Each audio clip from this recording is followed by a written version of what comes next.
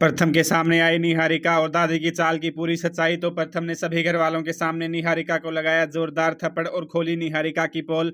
तो उड़े सभी के होश। तो जब यहाँ पे प्रथम और राधा मिलकर अपने हिस्से की लाइट सही करने में लगे हुए होते हैं, तभी निहारिका देखती है कि प्रथम जनरेटर चलाने वाला है और अगर उसने वह चला दिया तो उनके हिस्से की लाइट सही हो जाएगी और फिर निहारिका की तो हार ही हो जाएगी। इसीलिए अब निहारिका एक बड़ी चाल चलती है और निहारिका जनरेटर में कोई ऐसा केमिकल डाल देती है जो बहुत खतरनाक होता है। और उसके बाद जब प्रथम उसको ठीक करने जाता है और प्रथम पर वह लग जाता है तो प्रथम बहुत दुखी हो जाता है, उसकी हालत खराब हो जाती है। लेकिन इसके बाद जब सभी घर वाले देखते हैं कि आखिर यह केमिकल इसमें कैसे आया, तो प्रथम सीसीटीवी रिकॉर्डिंग चेक करता है, जिससे प्रथम के सामने पूरी सच्चाई आ जाती है कि जनरेटर के साथ छेड़छाड़ किसी और ने नहीं बल्कि निहारिका ने की है और यह कैमरे में साफ साफ दिख रहा है। इसके बाद में अब प्रथम निहारिका को नहीं बख्शने वाला और प्रथम सभी घर वालों के सामने निहारिका को जोरदार थप्पड़ लगा देता है और प्रथम निहारिका को कह देता है कि आखिर तुमने ऐसा क्यों किया, तुम्हारी वजह से मेरी जान पर खतरा आ गया था। लेकिन तभी निहारिका रोते हुए हाथ जोड़कर सभी घर वालों के सामने कहती है कि मैंने यह सब इसीलिए किया ताकि तुम हमारे हिस्से में वापस आ जाओ और फिर से हमारा परिवार एक हो जाए। यह सुनकर सभी लोग यहाँ पे निहारिका को तो माफ कर देते हैं, लेकिन प्रथम कह देता है कि निहारिका मैं तुम्हें माफ नहीं करूंगा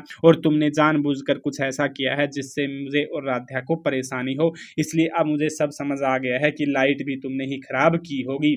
तो अब यहाँ पे प्रथम बहुत ज्यादा गुस्सा हो जाता है और प्रथम निहारिका को कह देता है कि अब हमारे बीच कोई दोस्ती नहीं रही। यह सुनकर निहारिका बहुत दुखी होती है और निहारिका को लगता है कि अब तो राधा को प्रथम से दूर करना बहुत मुश्किल है, इसलिए कैसे भी करके मुझे अब राधा का खेल खत्म करना ही होगा और मौके का फायदा उठाकर मैं इसको हमेशा हमेशा के लिए इस दुनिया से ही विदा कर दूंगी, फिर प्रथम मेरा हो ही जाएगा। तो क्या अब निहारिका राधा की जान लेने की कोशिश करेगी? आगे क्या होता है लेटेस्ट अपडेट सबसे पहले पाने के लिए हमारे साथ जुड़े रहें।